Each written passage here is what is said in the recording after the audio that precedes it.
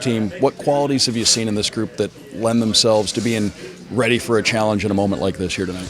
Well, I think you said it. I think the biggest thing, this team just stays in the moment. You don't really look. We don't look forward. We don't look back. Do a really good job of just preparing for the day, and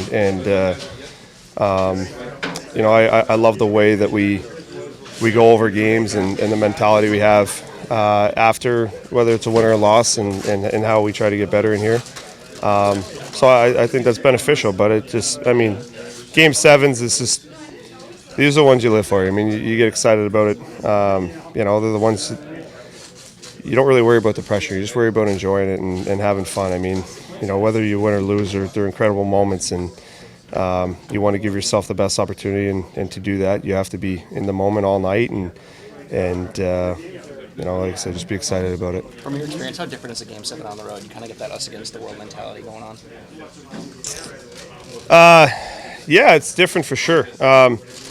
Playoffs, just being on the road in general, I like it. I just think it's good for a group to be on the road. It limits distractions. When you're at home, there's a lot of different people that are usually in town, and guys have families and kids and other things going on at home. When you're on the road as a group, you're just together. It's all you're worried about is the game and the preparation that goes into it. So yeah, I think in general, in playoffs, it's nice to be on the road together as a group. So, it doesn't necessarily mean it's going to have an impact on the game, but as a group, I think it's easier to prepare. In what ways side of things, just the mental side of things. Sorry, go ahead. Sorry. No, sorry, go ahead. In what ways does experience in these games help? Experience in these games, I think the biggest thing is, it's very easy to start thinking about outside noise and pressures and what it means to, obviously the game and your future and the fans and all that. I think the more times you go through it, you understand the little things that within the game and the way you need to focus and prepare, just to how you can embrace it instead of worrying about the pressure and all the things that come with it and the media hype around it and all that.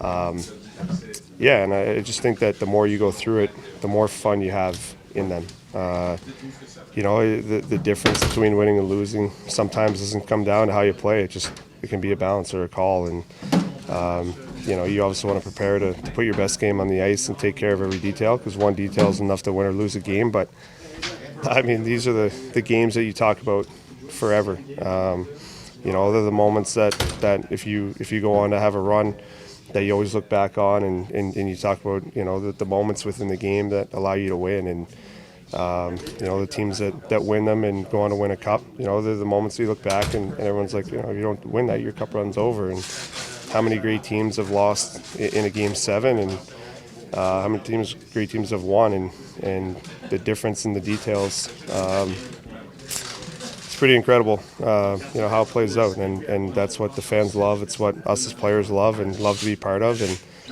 And I said it before, you can look at it as a pressure situation, or you can just look at it as an incredible opportunity to be a hero or to accomplish big things as a group. And whichever one you kind of latch onto, that's usually the direction you go. But if you embrace it and are excited about it and know that you have the ability to do big things in big moments, that's where big memories are created. Brad, you've played a lot of big playoff games against this team in particular. What kind of atmosphere are you expecting here tonight? It's going to be fun. You can see how excited this whole city is, to be in this position, and we're right there. I mean, we're competing, but we're also fans of the game, and these are the ones that we all love, and you're going to feel the emotion from.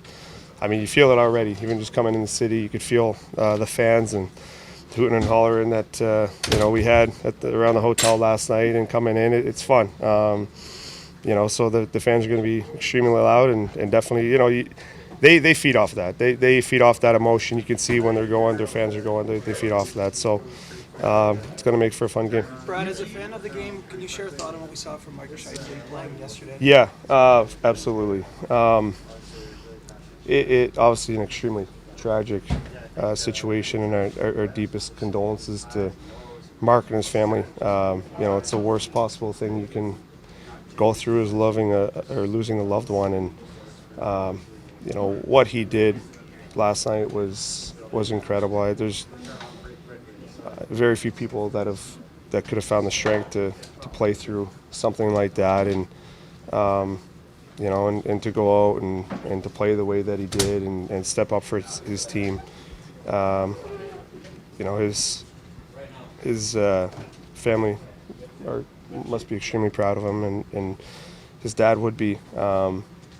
But so much respect and love for him and his family, and what he did was incredible last night. So I mean, those moments are much bigger than the game. And those are the ones that obviously you could see after the game. Everyone was sharing their love for him and his family. So yeah, very, very tragic and extremely sad situation, but incredible moment for him. You've seen from both sides how this team prepares for Game 7s and how it prepares all series as if there's going to be a Game 7. Like, I remember particularly like Game 5 against you guys in Boston, where even though the game kind of got away from them, they were going hard at them on the forecheck. But I mean, for a team that kind of talks about Game 7s all year, I mean, how does that kind of prepare this team for a night like this? Yeah, I think the biggest thing with that is the way that the team plays year-round is to play as if you're in a Game 7 situation. And obviously, through 82 games, you can't do it consistently every night, but more nights than not, they do. And it's almost like you're practicing for this moment. And what I mean by that is it's in the details, and it's about playing a simple game, a hard game, one that in this moment you're going to do. You're not going to come out in Game 7 and try to tiptoe around everyone and dance through everyone. You're going to play a hard, direct game and compete at a high level, and that's exactly what they're going to do. And this team tries to build for that, not just this year, but the last 3 or 4 years. And the more repetitions you have at anything, the better you get at it.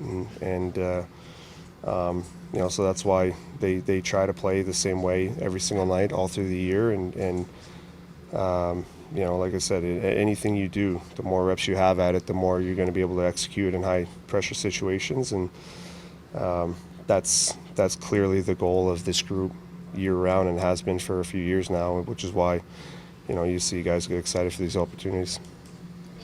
Thanks, Brad.